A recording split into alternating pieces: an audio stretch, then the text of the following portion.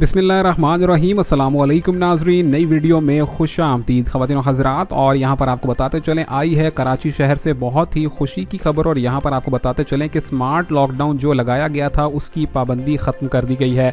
कराची के कुछ इलाकों में स्मार्ट लॉकडाउन लगाया गया था और कुछ स्ट्रीट्स यानी कि कुछ गलियों को बंद कर दिया गया था। और आपको बताएंगे यहाँ पर कराची के कौन कौन से इलाकों में से लॉकडाउन को हटा दिया गया है। तो जी हाँ, वीडियो में आगे बढ़ते हैं और आपको बताते हैं, लेकिन साथ ही साथ अपने नाजरीन से गुजारिश भी करेंगे, हमारे यूट्यूब चैनल को सब्सक्राइब करें, वीडियो को लाइक करें और घंटी के निशान पर क्लिक करना मत भूलिए। ख़वातीन हज़रात, आपको बताते चलें, यहाँ पर कराची के इलाके औरंगी में और इसी के साथ साथ नॉर्थ नाज़माबाद के साथ साथ यहाँ पर मॉडल कॉलोनी में यहाँ पर जुज़वी तौर पर लॉकडाउन लगाया गया था, ताकि यहाँ पर आने वाले कोरोना केसेस की तादाद में कुछ कमी की जा सके।